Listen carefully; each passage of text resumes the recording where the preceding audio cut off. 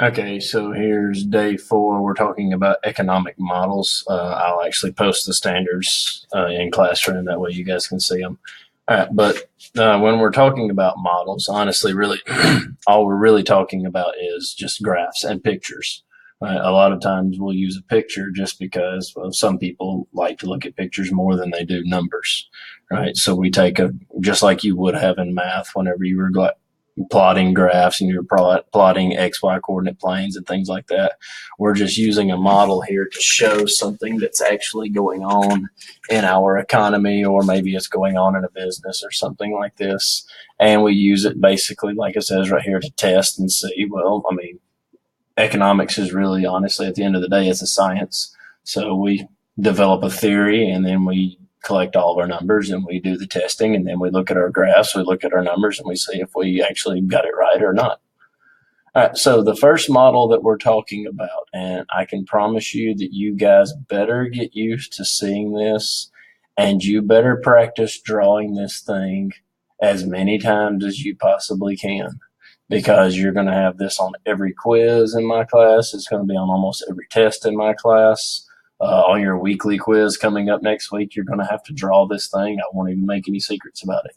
But this is the circular flow model. And what the circular flow model does is it shows basically how households and firms are interdependent, or in other words, how they depend on each other. You can almost think about households and firms. This is kind of like the scene in Forrest Gump when Bubba comes walking up to Forrest and tells him, "Hey, Forrest, I'm going to lean up against you. You lean right back up against me. That way we don't have to sleep with our heads in the mud." Right? So what you see here is that households, what we depend on the firms to do is to give us goods and services, or it says here finished products, right? So we rely on them to give us the stuff that we need, our shoes, our cell phones, so on, whatever you want to think about, your food, right? And this happens up here in the product market, right? So in the product market, households are going to send money to the firms in exchange for goods and services. So that's what we depend on the firms for. We depend on them to give us the stuff that we need.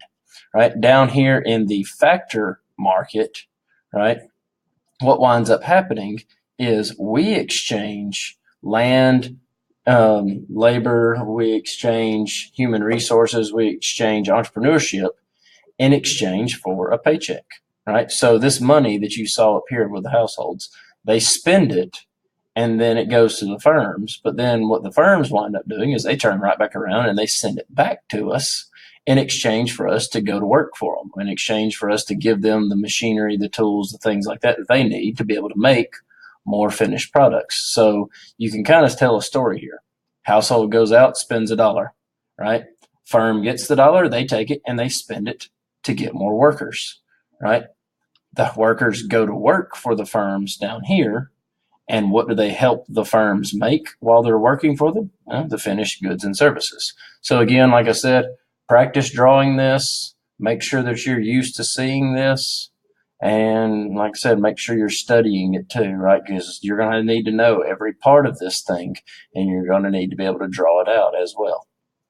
All right, so if you're looking at this, right, and I'll kind of flip back and forth right here, you see that the money is going in one direction while goods and services and the factors of production are all going in an opposite direction, right? So it's a circular flow model. Money is constantly going in a circle around the economy, and goods and services and the factors of production are constantly going in a circle around the economy. Right. So again, two important things are the factor market and the product market. Right. In the factor market, again, this is down here. This is where households are selling the factors of production that we talked about yesterday. Right. And then firms are actually sending money to households, so in the form of a paycheck. Right. And in the product market, again, this is where we are actually buying the stuff that we need, right? So heck, it could be laundry detergent, it can be food, it can be clothes, it can be cars. It doesn't really even matter, right? It's just anything that we buy is going to be sold in the product market. All right, so looking at our next model, And guys, I'm probably going to go into a lot more detail with y'all on Tuesday. We'll kind of have a little bit of a crash course. But what a production possibility curve does is it shows us the trade-offs between two items. So if we look at this right here, and let's just say that we said that FA was 500 food, right?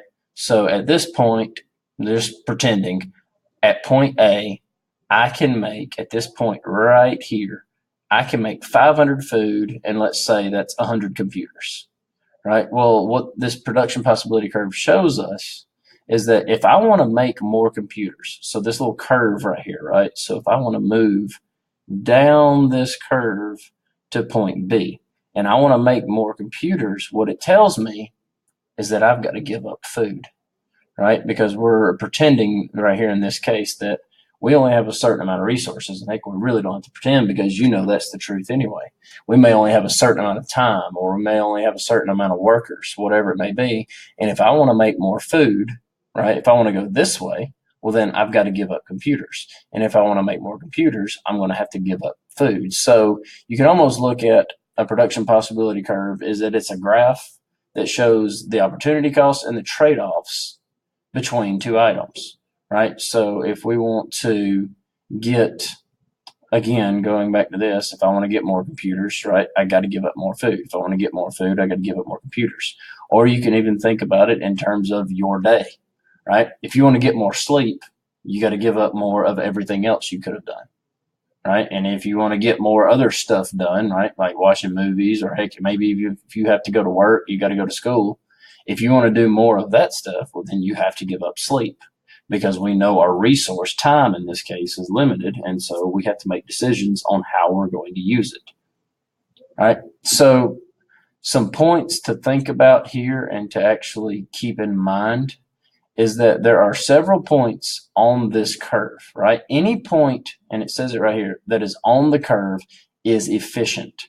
In other words, it tells us that we are using all of our resources. So if we go back to this curve, so point A, it's efficient. We're using every resource.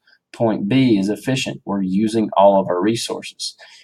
If we were to move inside here, so maybe somewhere like right here where my mouse is at, we can do that, but what that tells us is that we could move in either direction and we could actually have more of something.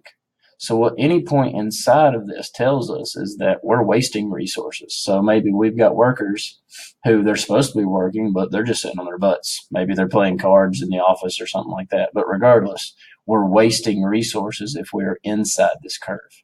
So if we look at our next point, it says to go beyond the curve, or in other words, outside of it, we have to grow. We have to have more resources. We have to have more technology. We have to have an increase in GDP, something. So for us to reach way out here at this point, that means that we have to have done something. Something has to have grown. Something has to have changed for us to be able to get out here, because right now we can't go beyond this curve, right? This curve is basically the thing that's stopping us, right? So you can almost think about this as a wall or a leash on a dog or something like that. But we can't go any further than this unless something changes. All right, but that's it, guys. Hope y'all have a wonderful day, and I will see y'all on Tuesday.